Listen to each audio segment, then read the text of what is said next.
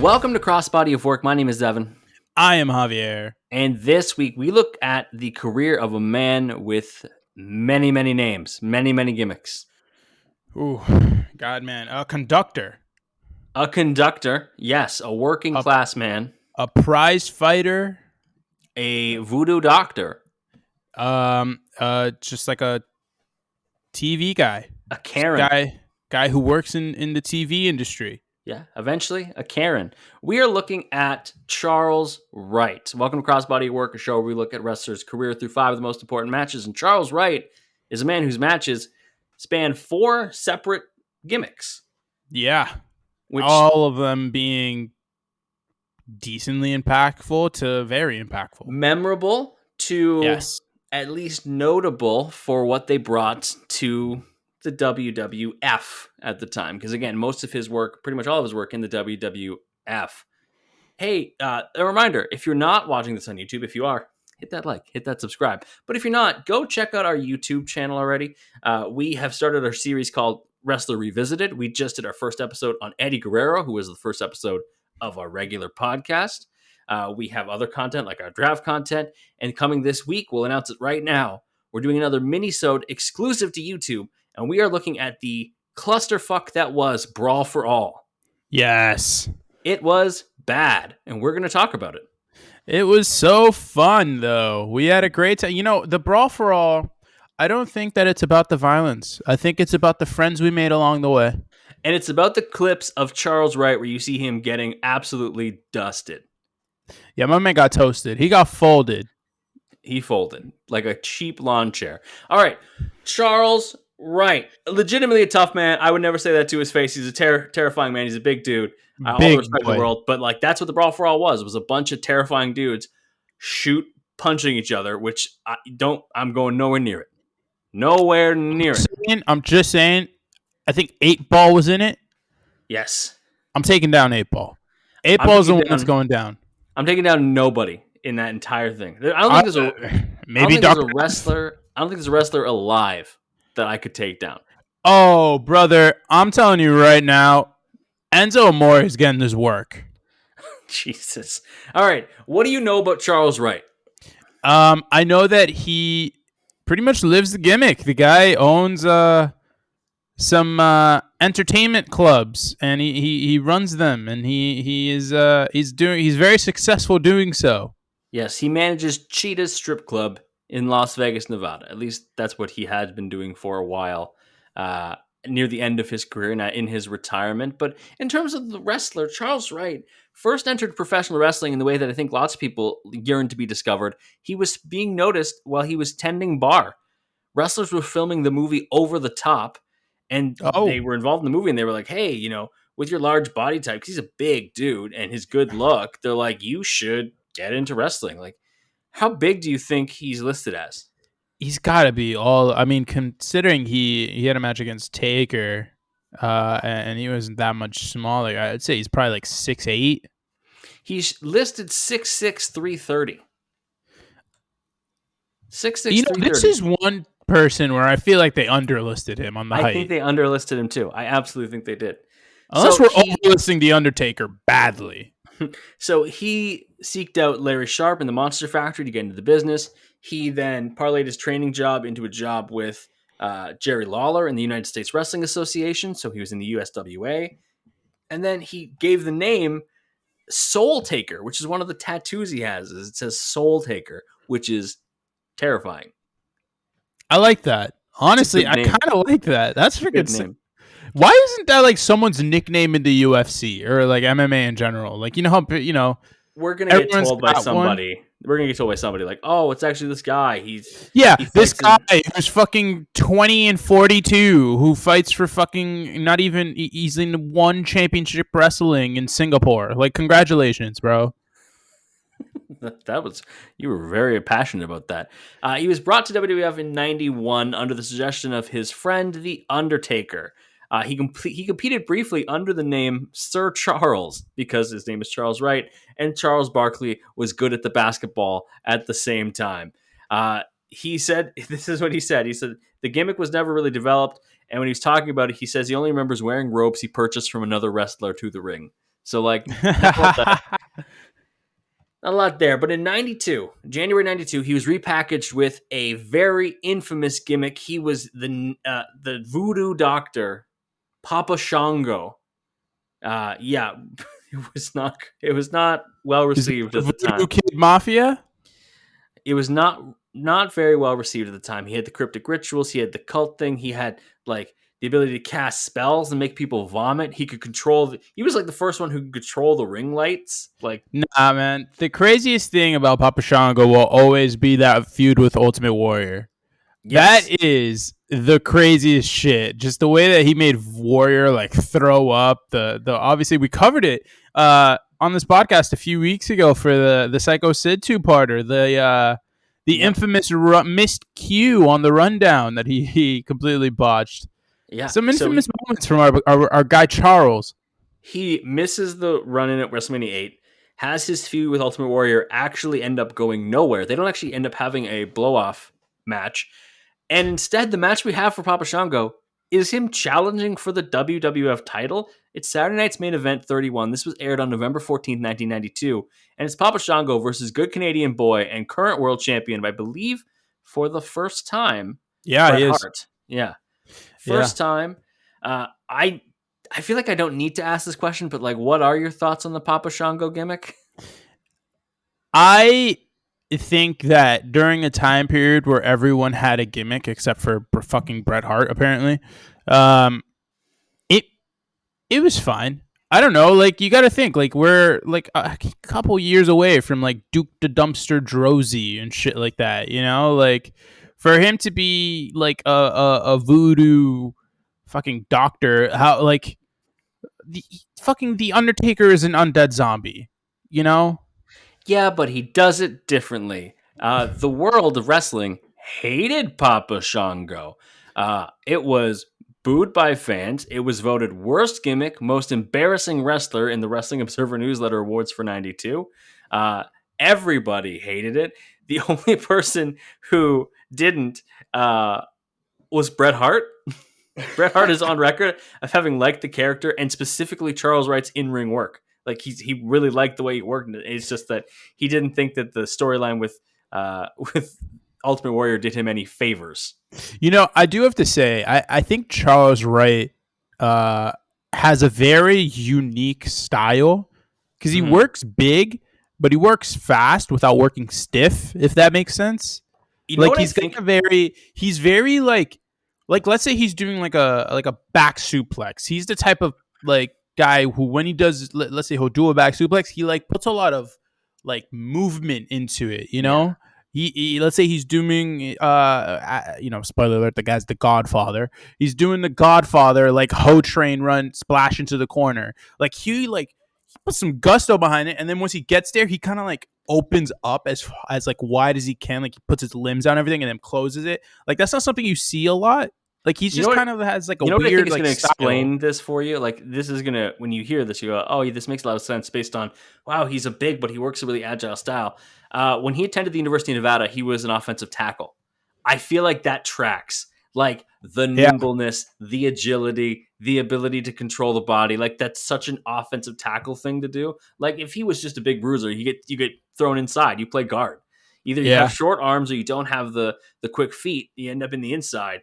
He has the outside ability, so he's protecting the blind side of somebody, I don't know, mid-80s.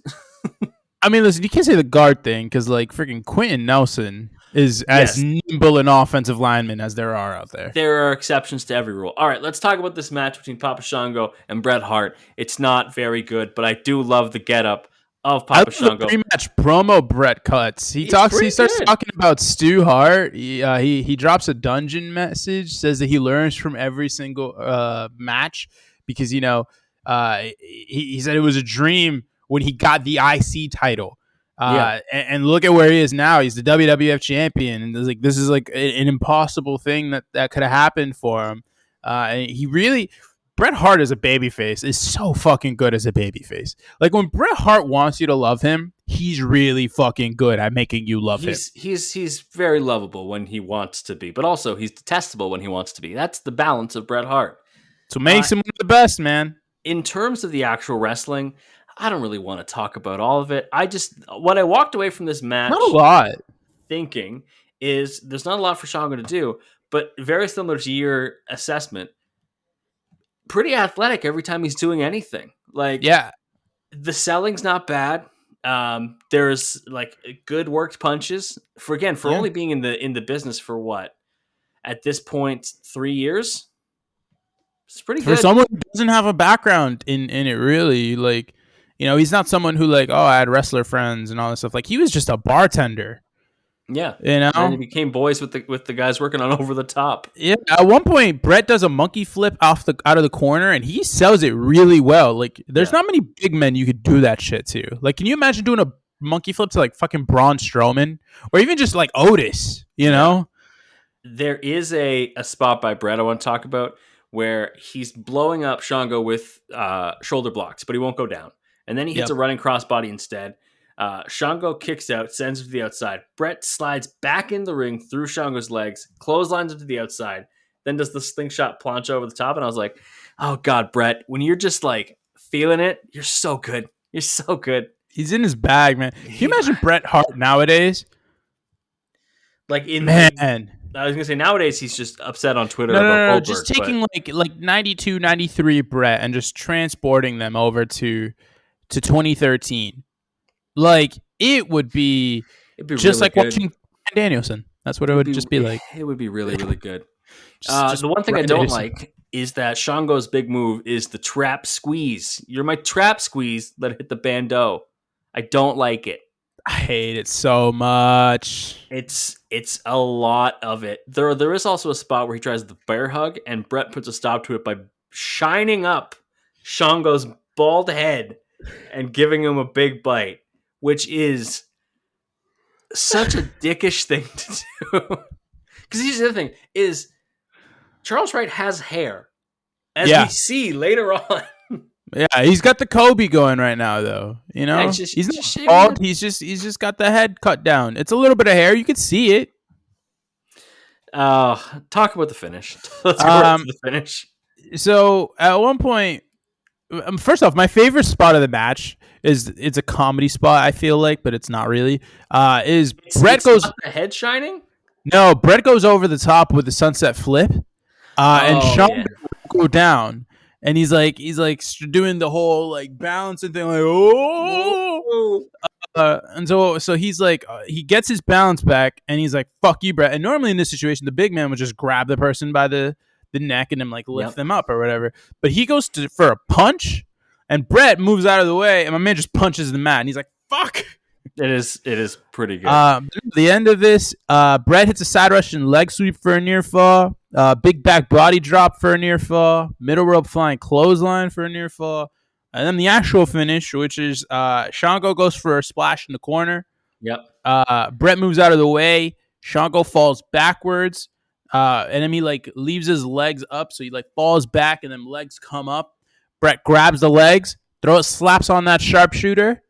Like 5 seconds later, the ref goes like, ding, ding, ding, ding. Papa Shango would appear in another pay-per-view match, dark match, against Tito Santana at WrestleMania 9. Santana would win.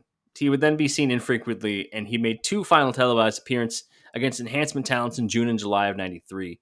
He would quit. He would work for the USWA for a bit, actually winning their world title and losing it to Owen Hart. Interesting. And he actually said that he didn't like that the Papa Shango character won the USWA world title. He thought they were pandering to the Memphis, like the black audience in Memphis. So he's like, I didn't earn this. You just wanted a black champion. That sucks. It does suck for him. So then he would leave. He would return to bartending and then come back to WWF in January 95. So 3 years after his last debut, under the heel gimmick of Kama, nicknamed the Supreme Fighting Machine, a scrappy and competitive shoot wrestler inspired by UFC fighter Kimo Leopoldo. That was the inspiration. Kimo Leopoldo? I don't know Kimo so Leopoldo. You never had weird uncles who showed you the original UFC tapes, did you? No, absolutely So not. But I I've did. seen the first UFC, like UFC 1. I've seen it many I don't times. think it's one. I think it's like in the interim before, like right before they started making rules. You know what I mean? Like there's like that weird sweet spot where it's not the first one, but it's a little better. I think he might have been in there. I'm probably wrong. If you're an MMA person, tell us in the comments how wrong we are. That's okay. We're not MMA Yeah. people. It's okay. Listen, I'm But okay being wrong. I still remember being like way too young and my uncle popping in a VHS tape and being like, this is the Ultimate Fighting Championship. And I saw the, like, I don't know his name, but the gigantic fucking dude get his shit rocked.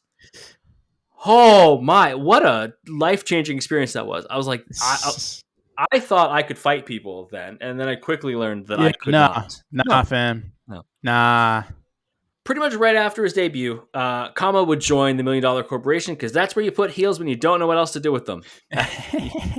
They're like, well, money. Feed him to DiBiase. He would feud with The Undertaker, and he would steal the urn at WrestleMania 11, have it melted down, and turned into some Mr. T-style bling. Bro, my man melted the urn that gives The Undertaker powers down and turned it into a Cuban link. Do you know how crazy that is? It's a fantastic and despicable thing that I want more heels to do. I like to think that Rick Ross owns that necklace right now. I would believe it if you told me that. Accusation!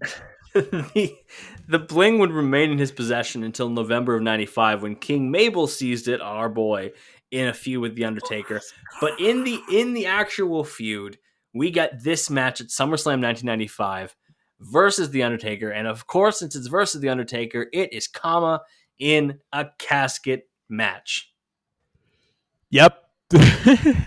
We get a Paul Bearer promo ahead of time, naturally. Yep, there it is. You'll witness more history when Undertaker puts an end to the Supreme Fighting Machine. And apparently, Kama was committing crimes against Undertaker's Creatures of the Night. Well, yeah, because I don't know if you watched the... clearly you did, because you saw the chain part. But there was at one point, someone, like, after he, like, tore apart a couple of Undertaker things, a Creature of the Night, who was just, like, these random people. They're just emo kids in black shirts. Went in the ring to, like, pick up the mess, and Kama came back and just fucked them up. Yeah, it was really weird. I just didn't know that Undertaker had, like, groupies. I don't know. I knew about the Druids. Well, the Druids are different. I feel like he, like, controls them with his mind power, his wizardness. But, like, these are just, like, MCR fans. Like, that's all these are. I guess by this point it'd be what is it, mid-90? Yeah. That's probably like what, Green Day fan? Yeah, like we hadn't gotten emo yet. We were still like sad about stuff, but like we hadn't gotten emo yet. I'm reading a book about alt rock and punk bands from that time period just after Nirvana that like sold out. It's like Green Day and freaking Jimmy Eat World's in there. Listen, I've been on record many times. This podcast, my other podcast, so excited to sell out. Do not get me wrong. Yeah. Nope, not even close. Excited. I love all y'all. Me and my underground folks, we love all of you. Spotify offers me to back tomorrow. I don't even have Spotify. I'm there. Yeah, the only exception is when people sell out and like become harmful to other people. Looking at you, Charlie Caruso. I don't know what Charlie Caruso did. She joined Outkick and Clay Travis and Fox News. Wasn't she on ESPN? She sure was. Anyways, not a fan of that. Kind of disappointing for Charlie. But let's talk about this casket match. I'm not going to talk about all the action in this because it's a casket match. I don't know what the best casket match is, but I know that it isn't this one. Is it the Royal Rumble in 98? It probably is. Taker Michaels one? It probably is. Mine is the Mark Henry one, personally. I like that Mark Henry was at one point being pitched to end the streak. I love that. Love that. King, man. Love that king. Mark Henry. Anyway, so Taker is immediately on top with punches in the corner. He's pissed. See, this is what I love. I love when there's a heated rivalry. There's a reason for Taker to be pissed. So he's like, you know what? I'm going to come out here. I'm throwing hands. We're not locking up, motherfucker. That's true. There's lots of action. And again, going through it all bit by bit would just be a lot. What I want to talk about action. I want to talk about the casket cam. With the first time we get to the casket, Undertaker hits the old school, like you said, and then he's asking for the casket to be opened. And all of a sudden the camera switches and we're just in the casket, which is not a viewpoint I wanted to see until I couldn't see anymore. You know what I mean? Nah. Nah. I got a good one. So when I saw that, it reminded me. So I watched hockey this weekend for the games, 2 Game 7s, baby. Bruins, historic collapse, tragic. I don't give a damn. But then my Seattle Kraken, the next game, we do it, baby. We take down the Avalanche. Sorry to my close personal friend Cale Makar. Yes. But they take him down. Now we're going through. I don't know what the hell, who we're facing or what the hell was going on there. But shout out to hockey. But at one point, one of the nets came loose or came off or something. Yeah. And they showed there's a net camera. There's a camera in the net. Now, one, I don't know what the hell this captures realistically in the actual flow of a game. But 2, for this specific purpose, might have been the best camera usage I've ever seen in any sport. This is exactly why they have that camera, is for this specific purpose. When they have to fix the net? Well, if anyone crashes in the net, they can be like, oh, and here's the angle from the goalie's point of view. And it's just it's great. So the fact they have the casket cam, fantastic. Also, this brings up a very important question I have for you. Do you know the difference between a casket and a coffin? I'm going to tell you right now, literally until this moment right now when you just asked me that, I never thought to think that those were 2 different things. I never even thought to think about I don't. Is the coffin longer and shaped like a diamond? So the shape is the most important thing. So unlike caskets, coffins have 6 sides. So they go out and then back in. So right? Hexagon. Yes, and you're a hexagoner if you're in one. But the top of the coffin is wider than the bottom, and then the coffin has a removable lid, while the casket has the hinges. Okay. Yeah. So also, one has Dracula. One is what Darby Allin drops. That's about it. No, that's the beat. No, Darby Allin does not drop the beat. Yeah. Darby Allin has listened to the same Avenged Sevenfold album. Nah, man. He's listening to freaking Gigi Allen and just the weirdest. My man loves Rancid. Oh yeah. So in terms of give me your favorite spot in this match. I don't know that I have a favorite spot in this match, but actually that's a lie. That is a dead lie. At one point, Kama starts punching Taker out of the ring, to get him out of the ring, and DiBiase starts beating on him. Yeah. And when that happens, they just turn the camera over to the other side, and you see Paul Bearer, who has taken off his blazer, and is just going over, ready to kick some fucking ass with his goddamn 300-pound self. And then there's 2 tiny ass looking refs compared to Paul Bearer, just holding him back, and he cannot get through them. Paul Bearer is a good dad. You know what? He gets the world's best dad mug. Are we gonna? This is 95, right? Yeah. The same year that he turned on the Undertaker. Yeah, but we don't need to worry about that yet.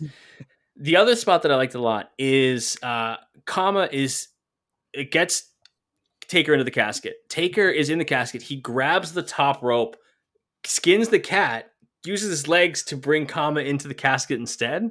I was like, yo, Taker is always super athletic. Kama in this match, he does some good heel work. He shows the thing that you have to in these matches. You have to be afraid of the casket. You have to be afraid of the weird supernatural side of it. But at the beginning of the match, he doesn't back away from Taker. He's throwing a bunch of haymakers. His moveset is definitely different than Baba Shango. He has differentiated it. It's more strike based. It's high impact. At one point, he has too much dip on his ship because my man's trying to go for a power driver on top of the casket. Gets back body drop back into the ring. The shakiest casket, by the way. Oh my god, that thing is put on there's 1 2x4 that goes down the middle and 2 2x4s that go down the sides, and they are not connected with each other. No, there's no cross joint, none of that. Yeah, there's no stability in this thing. They are we don't care. There's a power slam in the ring, and then there's a side headlock spot for a long time. But let's move instead to the finish. Kama's escaping from they're both in the casket because there was a clothesline by Taker and they both went in the casket. Kama starts to escape. Taker pulls him back in. Both men get out. Kama catches Taker with a swinging neck breaker that people were treating. Weirdest looking swinging neck breaker I've ever seen. And commentary was treating it like a finish. I was like, oh, that might be his finisher. For $100, you could not get me to name Kama's finisher. That is a weird finisher for a guy who's supposed to be like an Ultimate Fighter to have. You don't see Ultimate Fighting championships ending with a swinging neck breaker like that? That's not. No, because usually they knock each other the fuck out or choke each other the fuck out. That's true. Taker gets a choke slam, points to the casket, tombstone, rolls Kama in, wins. Yeah, that's what happens. Yeah, go home. Everyone goes home happy. Everybody goes home. Everybody's happy. So he then would join the Nation of Domination. But that's actually later. In the interim, he left after the 96 Royal Rumble and had verbally agreed to join WCW as the enforcer for the New World Order. What? But chose not to go to WCW after speaking to Ron Simmons, a.k.a. Farouk. I like that. He then learned that WCW signed Virgil to be the enforcer instead while watching Nitro at home, and learned that they had signed Virgil for a less than what they had offered Wright. So he is all about his bag. It's fucked up. It is a little fucked up. We're going to take a break. When we get back, we're not looking at the Kama Mustafa Nation of Domination stuff. No. When we get back, it's time to move on to the Godfather. From the break, Kama would become Kama Mustafa, like we said. He would join the Nation of Domination as Farouk's first recruit. He's a lieutenant. He stood with the Nation when Rocky Maivia became the leader. He was, Rocky and Mark Henry and D'Lo Brown. Later, that little nugget, Owen Hart. Owen Hart. What a time! And wow. Actually, I didn't know this. While he was in the Nation, he started being called the Godfather of the Nation. Like, that's where the term Godfather came from. Is he's like, he had that aura, so he was the Godfather of the Nation. And then he changed to, of course, the Godfather that all of us know from the Attitude Era, surrounded by. No. I got the gimmick. I understood. I didn't know all about it. Obviously, I was 7, but I knew that everybody liked the Godfather and that the ladies he brought out were very pretty. And I was like, okay, this man seems to have many female friends. He must be a good listener. He must really. He's be a generous tipper. A lovely fella. Because he came out with the Ho Train, which in reality were either actresses, up-and-coming female wrestlers, or girls from local strip clubs. That's how they would recruit the hoes. 2 famous wrestlers ended up being hoes. I'm going to stop saying hoes at some point because it's a lot. But it's what they, that's the gimmick. It is what the gimmick was. Can you name the 2 female wrestlers that were part of the Ho Train? Lita and Victoria. You are absolutely 100% correct. Ivory was offered a role in the Ho Train, but was discouraged from taking it by Luna Vachon. For a long time, Godfather would win matches by offering the services of his friends to his opponent and just them walking out of the match. The gimmick was, as you can imagine, in 1999, incredibly popular, which led to Godfather winning the Intercontinental Championship. Going back and watching like the Attitude Era, back when the network was around, he was legitimately for a period of time there in like it was in 1999. He was, aside from like Stone Cold, Rock, and maybe Mankind, he was by far the most over person. Well, that's what it was with the Attitude Era. Was yes, the wrestling was bad, like objectively bad. The storylines were anywhere between like horrifically offensive to nonsensical to like fine. But every single person on the card had a very defined gimmick, was allowed to interact with everybody else on the card. It felt like an ecosystem. Like Monday Night Raw was a thing. It was a living entity, and every week you'd interact with different people. It's the same thing as like when we get the like APA backstage segments, and we'd get Commissioner Foley and his backstage segments, and you'd have people up and down the card fighting each other. Like Godfather's biggest win, according to Wikipedia at least, is when on the March 16th, 2000 episode of SmackDown, when he beat Triple H, who was WWF champion at the time, due to interference from Shane McMahon in the Big Show. Like, I like Godfather it. had a match against Triple H, and yeah, by technicality, he won, but still won. A win is a win. Let's look at him defending the IC title at Backlash 1999 against Goldust, who he had beaten for the title 2 weeks earlier on Raw. Goldust in this era has the Blue Meanie, who is weird. Mommy. Yeah, he is the original Rhea Ripley. That's my. Mommy, sorry. Mommy, sorry. Meanie says, for the girls who want to be me and the girls, or the guys who want to be me and the girls who came to see me, sure. Godfather. You want to see the grind? Godfather has no hose, and then like comes out like he forgot something, and it's like, all right, and brings up 5 lovely ladies. He gets on the mic and goes. First off, my one note here is the Ho Train was a crazy, crazy idea. It's. I don't think we've really Grand Slam gimmick though. I don't think we've really dissected what an insane time this was, where they're like, the thing that's going to get this man over is just beautiful women, different women every week that he literally prostitutes out. Yeah, that's the. It's never said explicitly, but it is implied heavily. I mean, listen, you got to think. You know, my man Cubs here. He goes. Because he does this before every match. You know you're over as fuck when before the match even starts. They hand you a microphone. Yeah. And he goes, "It's time once again for everyone to hop aboard the Ho Train." The Godfather pre-match promos, which we'll talk about in our promo segment next. They were, you know how Rock's is like just like a word search, almost like which is he going to say and like jumble them up. Godfather's it was more Enzo and Cass style, where you knew exactly what he was going to say, and the crowd ate it up every time.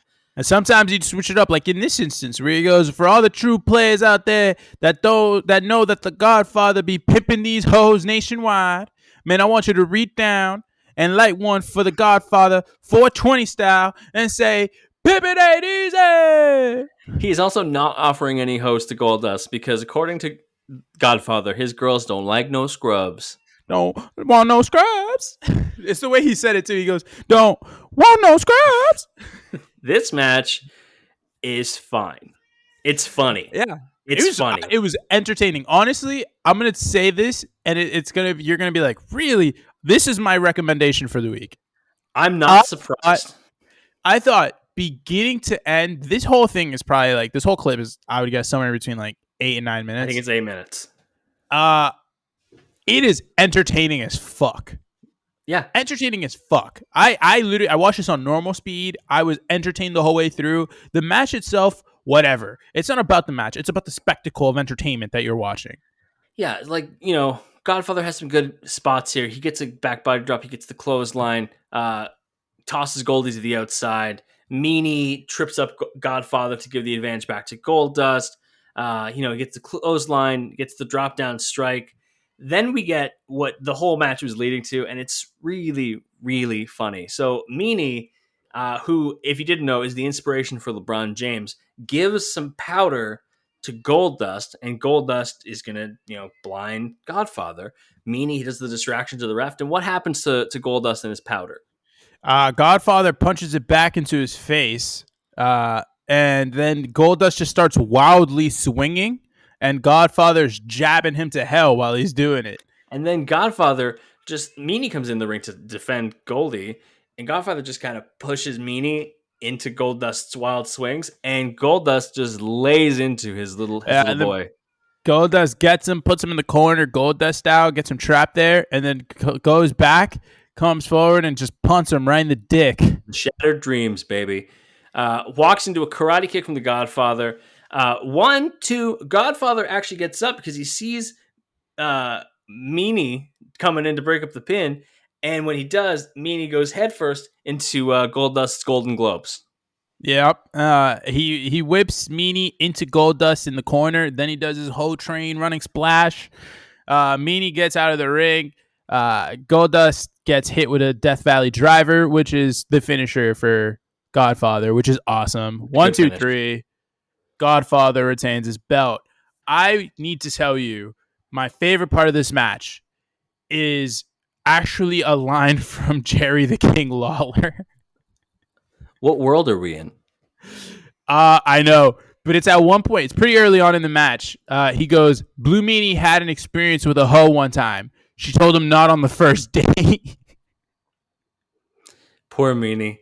All right, our promo for the Godfather sets up what is the remainder of his Godfather run, where he's no longer the Godfather, but the Good Father. So Right to Censor goes after the Ho Train. This is Raw, July 17th, 2000. As of now, Right to Censor, the most annoying group of Karens since right now. Well, it's just Steven Richards at this point. Technically, Bull Buchanan had joined Right to Censor. Okay. He had joined Right to Censor the week before, I believe. Godfather comes out, hits his usual promo. You already covered most of it. It's time once again daddy for this pimp daddy. And say pimp it ain't easy. Are there any pimps up in this house? Etc. Etc. It's great. It's good shit. Great stuff. I would like you to rank these usual intro promos. Oh my god. Well, I feel like number one has to be. Well, actually, you're giving me them. Go ahead. I'm going to give you three, and I want you to rank them and see if I missed one. Godfathers, New Age Outlaws, Enzo and Cass. Oh, well, number one is the New Age Outlaw. That's what I was going to say is number one. It has to be. It has to be.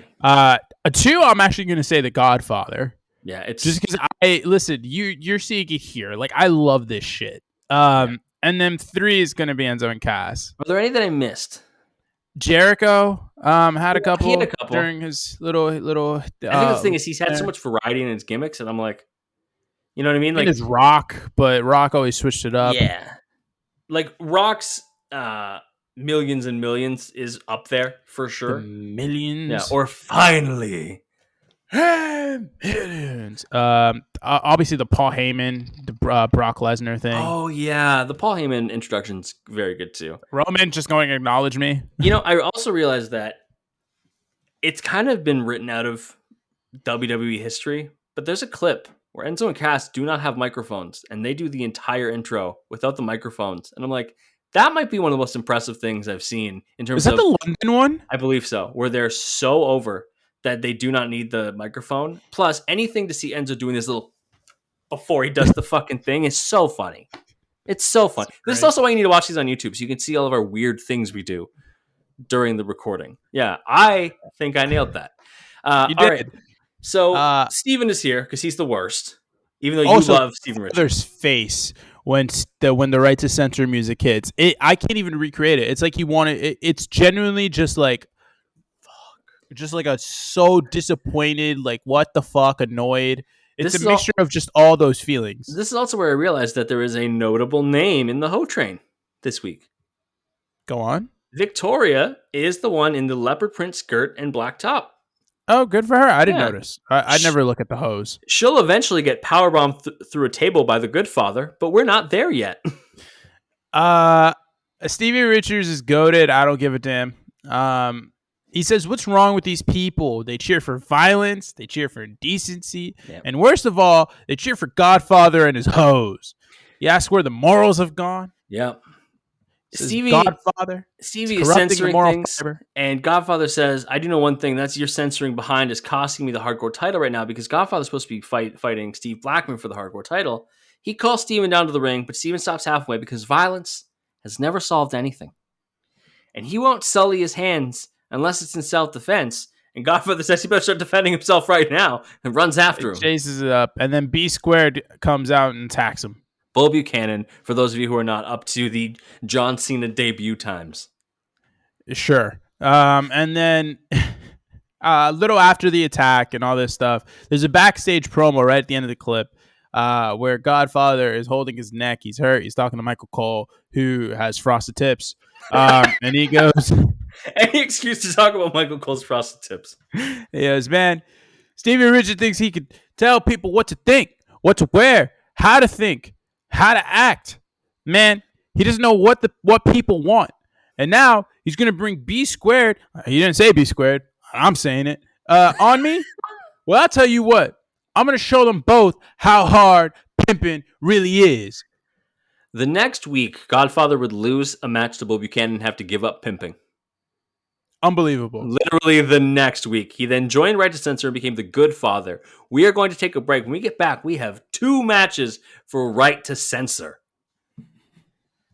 Back from the break, and I didn't realize until we started doing this how long Right to Censor really was. It was just under a year, but it was weirdly the most prominent time for Good Father / Charles Wright. That's so weird. Because I was like, oh, we should cover more of like his initial run as the Godfather, which was from 98 roughly till this time in 2000. His only big thing was the Intercontinental Championship. He had some fun partnerships with Val Venus because they were both debaucherous. Oh, yeah. Like he would do that. He would be very popular when he made his entrance. He would team with D'Lo Brown. Like he would do some stuff like that. But really his most like significant time was as the Good Father, where he has given up pimping and he's joined Right to Censor alongside Steven Richards and Val Venus, who's also reformed, and Ivory, and of course the Apostle B Squared, obviously. My goat. And they would have a match at SummerSlam 2000, and it would be the 3 members of Right to Censor at that time, so Steven Richards, Bull Buchanan, and the Good Father versus Too Cool, Grandmaster Sexay, Scotty 2 Hotty, and of course Rikishi. The Hoes are with Too Cool, as they should be. One of which being Victoria. One of which is Victoria. She has now taken that power bomb through a table by Good Father already, because she was part of the Save the Hose campaign. Which is how this was, like I said, Listen, this was a big deal for the Godfather. You have to understand, there is a reason why everyone says, don't be Captain Save-A-Ho. Jesus. Because you can't. The fact that Victoria would go on to have like a Hall of Fame worthy career. Yeah. And is legitimately one of the greatest female wrestlers of all time. What a wild beginning. It's like it's literally like when you see The Miz on The Real World and you're like, hey, you're a world champion. Nice. I've never seen The Real World with The Miz. Neither the only things for The Real World I've seen are the challenge. Like Johnny Bananas, Wes, all them, my boys. Can we talk about the drip that Too Cool has? Because it's incredible. Oh my. This is, to me, the peak outfit for Too Cool. It's the white pants with the black scribbles and the red writing, and it looks incredible. And Rikishi's just Rikishi with the fake braids. That's just not okay. Not okay. Definitely not okay. What did you think of the match? The heat for Right to Censor. I'm honestly shocked that Right to Censor was just under a year. Like they could have kept that going, and it would have been crazy how much heat those people would have had if they just kept like evolving the gimmick a little bit. Yeah, I think what kind of handcuffed them a little bit is really just the fact that they didn't have wrestlers in the group that were like as good. You know what I'm saying? Yeah. Like I think. Like I am of the opinion that in modern day, the Judgment Day, once Edge left the group, like should have dissolved completely. Like they should have just crashed and burned like crazy. But the reason why it worked is because you have Finn Balor, Damian Priest, Dominic Mysterio, and Rhea Ripley, who are all individually really fucking good. So together, they're just really fucking good. I had to rank the wrestling, like the wrestling ability in Right to Censor. Ivory's first, I think. I disagree. Are you going to say Bull Buchanan? No, it's fucking Stevie Richards, man. Stevie Richards is pretty good. I just don't think WWE saw Stevie Richards as like being able to be that next level. And that's the problem. He's the face of Right to Censor, and he isn't. He's not that guy. He's at like peak capacity, an IC title holder. Yeah. Like Right to Censor should have been a gimmick that honestly could have been like a main event level gimmick if it just had a main event level talent there. I think Godfather is also a pretty good wrestler. I don't think we've really given enough thing. We talked about how athletic he is, and in tag matches he's kind of not as big a focal point. But Godfather, when he's in the ring, at this point has become very crisp, and you see it actually probably best in that Goldust match. Like he's crisp. He's very like nothing is wasted. He knows exactly how to get to his spots. He gets his marks. He's like a good actor. He's gonna get through the scene. He's gonna be good. Yeah, I would say he's a lot like this is not at all the example, but it's like a Bobby Lashley. Like Bobby Lashley could, is absolutely right there. He's a really good wrestler. He knows exactly what he's doing when he's in there. Bobby Lashley is obviously like miles ahead of where the Godfather is. I'm not but they also comparing the asked two. to do a lot more than they ever asked Charles Wright to do. Yeah, it's like a Bobby Lashley, like a Miz. You know, Miz knows all his spots. Yep. Miz is just he's never going to mess up because he's the fucking Miz. He's been doing this forever. The actual match here, Right Censor jumps in, starts throwing hands immediately. Goodfather gets clotheslined out of the ring by Rikishi. So we get Scotty 2 Hotty versus B Squared to start, and we get oh my god, the dopest sequence by Scotty 2 Hotty. Scott Garland, I'm here are your flowers. This is incredible. Yeah, go watch this opening sequence if you're not even going to watch this match. Talk about the sequence. So he goes up for a crossbody attempt, like a just one of those things where you like you jump onto the middle rope, and then you're gonna jump back. The Shawn Michaels. Yeah. And then he goes for that, but he fakes him. He doesn't pump do it. Fakes. He pump fakes a crossbody. B Squared drops down. He then just B Squared realizes he faked him out. He goes in for the pounce. Scotty flips over him. And then it's just like this whole sequence that just basically ends up in Scotty 2 Hotty and hitting the flying crossbody for a near fall. It's crazy. It is one of the most... It's like when you see someone come off the bench and drop 30 and you're like, wow, you're like, wow, Caleb Martin had 26 today. Like, that's incredible. And then that's Scotty 2 Hotty starting this match at SummerSlam like that. I was like, that is nuts. Yeah, just so when Mikal Bridges gets traded to the Nets. He had 45? Yeah, I didn't know he could go for 45. Too Cool with the double suplex to Bull Buchanan. Sexday comes in, tagged to Goodfather. He gets dumped to the outside, takes a really ugly bump on the apron. Yeah. Like it's right up under his shoulder. Man. It looked I had like lat. It's like his upper lat. I had like ugly. Shawn Michaels flashbacks on the casket, and I was like, that... Like, luckily it's his side and not like his spine, but it didn't look awesome. It's still, listen, man, as someone who just like, stretches himself in a weird way and feels a little tingle in his lats, like that shit sucks. Yeah. Yeah. I can't even imagine what actual brute force onto it could do. Getting old. Grandmaster holds the Godfather and tells Victoria to slap him. Goodfather. What does Godfather do here? He breaks free and proceeds to face wash both ladies to the ground. Victoria especially got it bad. The heat on the Goodfather when he does this is unbelievable. I don't remember where SummerSlam 2000 was. I'm going to look it up because I'm that person. But my God. It's brother. It's crazy. And then North Carolina was beside themselves. Yes. Absolutely. So good. So B Squared comes out, takes out Grandmaster Sexay. Goodfather hits a big boot.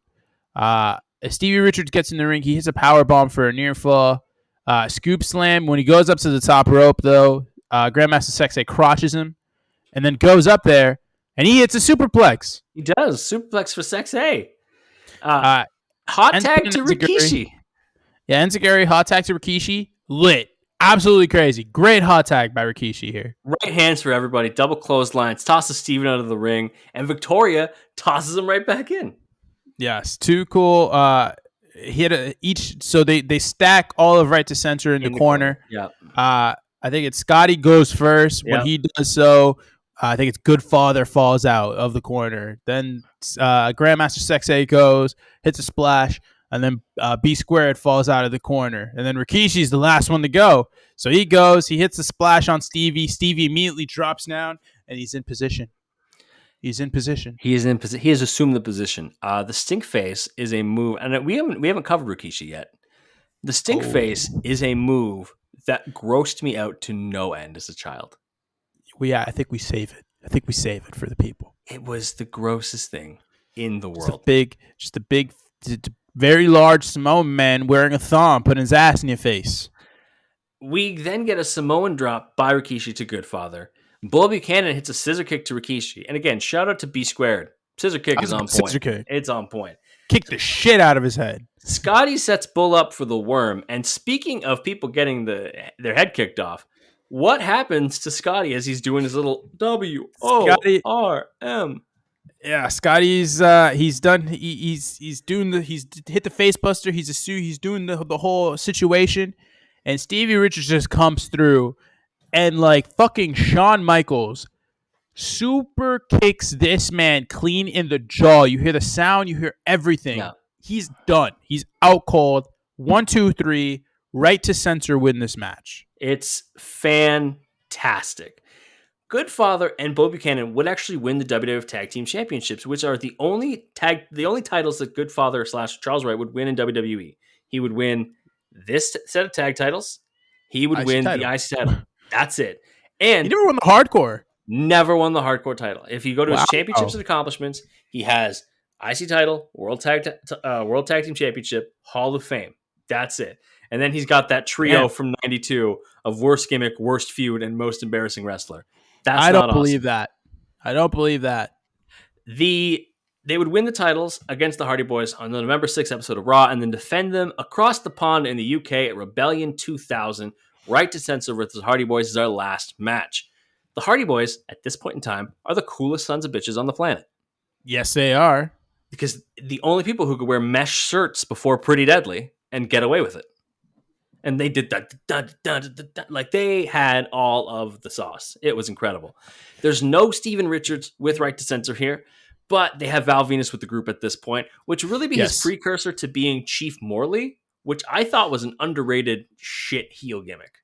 I do not remember Chief Morley. He was the assistant to Eric Bischoff for a long time. Oh, he just went by Sean Morley, and he was insufferable. And everyone was like, "You used to be a porn star. Do you forget that?" Hey, his finisher used to be called the Money Shot. It still is, as we learn here, which is uncomfortable. What'd you think of this tag contest? This was interesting. I mean, I didn't expect these teams to have as good a chemistry as they did, if I'm being completely honest. Yeah. Also, weird sequence for Jeff Hardy here. I think he legit got hurt at one point. Yes, let's talk about that. So early on, the Hardys doing their tandem offense are really good at it. Dual swing kicks to the outside, dual planches to Bull and Godfather. We get Bull versus Jeff in the ring. Bull just trying to beat him with right hand and some big strikes. But Jeff ends up on the apron, goes up top, leaps over Bull, head scissor takedown. You know, all the type of flippy shit that Jeff loves to do. Yes. We love flippy shit around here. Godfather clotheslines him while as Bull distracts referee Teddy Long. Exciting to see Teddy in there. Go watch our draft of the best ever authority figures on YouTube. Yes. And then give it a like. And give it a like and a subscribe and all that fun stuff. Godfather gets in and is working over Jeff. And then Jeff kind of collapses into Bull while running the ropes. Yeah, and just leaves the ring. And then Matt comes in. There's been no tag. They were like, oh, there's a blind tag. There was no tag. There was no tag. Lucha rules, essentially, at this point. Yeah, it just doesn't matter. Tornado tag. Let's go. Matt sets up for a twist of fate. Godfather goes off, grabs the belt. Matt sees him coming. Yeah. So he lets go of the twist of fate, ducks, and Godfather absolutely murders B Squared with the tag title. He sure does. Then he hits the second rope leg drop. Godfather pulls Matt out of the ring as he is doing the pin and runs him into the ring post. Godfather then comes in. And again, heels mean you have a much more subdued moveset. So he's not doing the hoe train. He's not anything like that. He's working the left arm of Matthew Hardy. He's not rolling the fatty for this pimp daddy, but he is rolling the shit out of Matt Hardy's arm. So he's wrenching it, working it for a long time. Bull comes back in, double head slam. Godfather in. Matt hits him with a DDT. Godfather stops the tag by doing the bear hug thing because he's trying to get to Jeff. And then puts him in the corner and essentially goes for the hoe train. But at this point, it would be called the no train. Am I right? Your disappointing face means I'm right. So, the no train. You would have been perfect for Right to Censor. Yeah. Either way, we have to talk about how genuinely great they were at getting heat. They had no redeemable qualities. Terrible, annoying ass people. Not fun in-ring work. Awful theme. Awful outfits. I gotta commend the people. This was good stuff by them to create a team that was genuinely despicable in all aspects. I think my favorite thing is that their heat was rated E for everyone. They did not care. Like they had problems with everybody up and down the roster. They could find something Austin, wrong. Rock, Yeah, Triple they H. didn't give a good goddamn what you did. Tiger Ali Singh, come and get these hands. Like they didn't care. So then we're back in the ring. Jeff with a hot tag. It's okay. It's not the best Jeff Hardy hot tag I've ever seen. Yeah, it's all right. He doesn't look right though. No, You could see it. He's been injured in some way. Big dropkick to Godfather. Bull clotheslines from behind. Jeff hits a whisper in the wind off the top to both Right Censor members, and I was like, even if you're hurt, the fact that you're like, yeah, I could still get up and do this. Poetry in motion to follow. Yeah. Drop kick to the balls.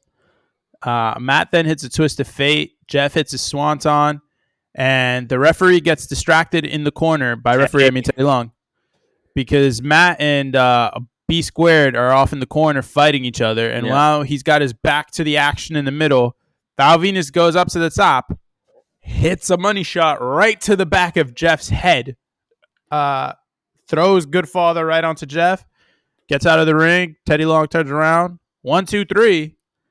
Right to Censor retains. Right to Censor would keep the title belts until Armageddon, where they lose them in a fatal 4-way tag team match. I'm going to list 2 more teams in that match, and you try to guess the third, okay? Or the fourth. So obviously there's Right to Censor. There's the Hardy Boyz. Or sorry, not the Hardy Boyz, the Dudley Boyz.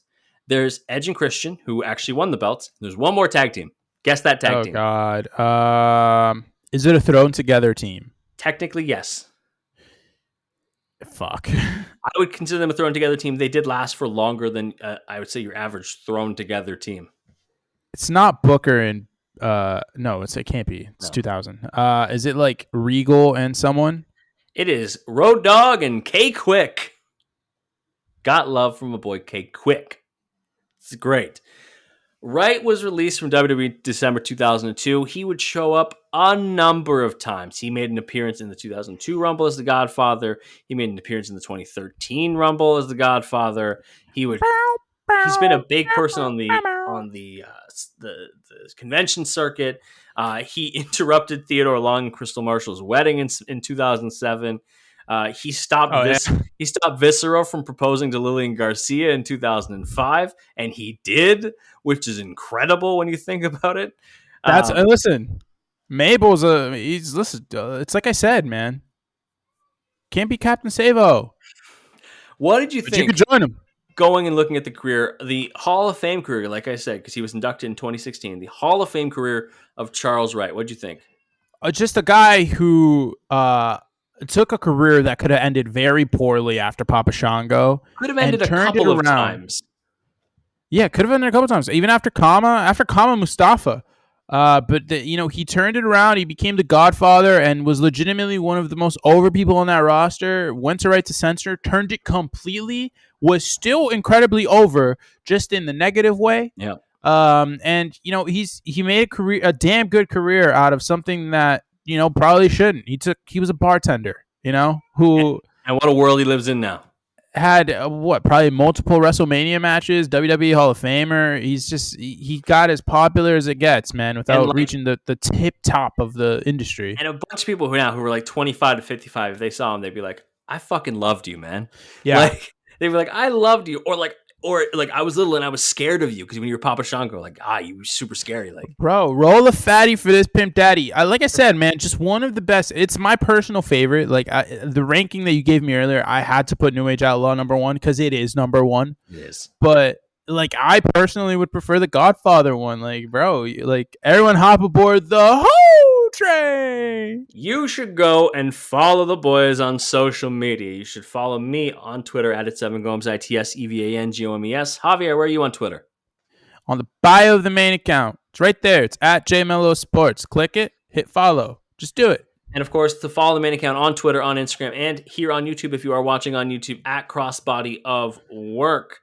You should go to YouTube if you aren't there right now, and you should go watch our revisited series where we looked at Eddie Guerrero. You should watch our draft series. Our next one, like we said, is a mini-sode on Brawl for All. That'll be coming out on Wednesday after this. And the content's always churning. The boys got ideas. It just keeps going. Also, go to fullpresswrestling.com in order to see all of this week's matches. Our recommendation is going to be that Godfather Goldust match. It's a hoot. Yes, sir. It's definitely not the casket match. It's definitely not that. Don't do that. Go to fullpressshop.com, cop the merch, support the boys. Javi's wearing one right now. I wear my Kofi Mania shirt because God bless Kofi Mania. I'm a shill. I'm going to be wearing a podcast shirt on every episode. It's pretty good. Also, like and subscribe whether you're listening to the podcast or watching on YouTube. Be sure to rate 5 stars. It helps the boys out tremendously as we continue to grow. Share it with one of your friends. I'm sure we've covered a wrestler in our 160 some odd episodes that they like. So go and tell them to go back through the whole catalog and check out the boys. Next week, we've got somebody who is notable from Brawl for all the wrong reasons. That is on the watch list. We are covering the career of, I'm going to say, Japanese wrestling legend and American wrestler. That's it. Dr. Death Steve Williams. Yes. Shout out to Steve Williams, man. I'm excited for that one. I'm excited Somebody for who it. I have seen 1,000 times in terms of the history books, but cannot say I've given a good, fair shake. I'm excited. Man. I'm excited to have my worldview changed on Dr. Death Steve Williams because for a long time, the only thing I knew was big in Japan and got his shit rocked in Brawl for All. I know you're excited to do a deep dive on that Wikipedia page. Oh, it's going to be a good time. There's nothing I love more than the deep dive during the Wikipedia page because you find some weird stuff. And is it all accurate? Probably not. But somebody has to review it, and that somebody is not me. So, yeah. Well, you also have to understand, I feel like it's better for the people that you're not uberly familiar with because you're like, oh, my God. Oh, in 1975 when he was in high school, this guy, lost a toe fucking playing kickball. What? Why is this on his Wikipedia page? I don't know, but now I know it. What a weird thing. All right. It's time for everyone's favorite part of the podcast. Javier, any final words for the people? This week on Life Advice with Javier, it actually involves plants. My mom's got a shit ton of plants at her apartment. It's her whole thing. She doesn't want a pet. She just gets plants. That's fair. I knew somebody like that. Yep. So she's got the little spray bottle that you fill water and you just. When it comes to taking care of plants, be smart. Do some research on the plant that you just bought. Yes. Usually when you get them, let's say you're at a florist or whatever, just fucking ask. They'll tell you, but also just ask. Write it down. Jot it down. Know exactly where you're putting these plants. They need light. Put them in a place that has a lot of light. Not just gets light, when the sun reaches a certain point in the sky. No, I'm talking consistent light throughout the day. If they are plants that don't require a lot of light, be smart. Put them somewhere that you don't really need to put a lot of light in. Especially if you're getting multiple plants, have them situated in different areas. Give them good soil. I don't know a lot about soil, but my mom clearly does. Get them good soil and make sure you're giving them water. Don't overwater them. Listen to their watering instructions. Do not think that you know everything about watering. Also, if you're I'm someone who forgets to water them all the time, ask the nice people at the plant shops, and they will show you which plants need the least water. And then you can get one of those little tube things that you just stick in the soil that waters them periodically. Big tube people here. All right. Thanks for listening this week as we covered the career of Charles Wright from, Papa Shango all the way to the Godfather and everything in between. We're back next week to talk about Dr. Death Steve Williams. We'll talk to you then. Roll a fatty for this pimp daddy.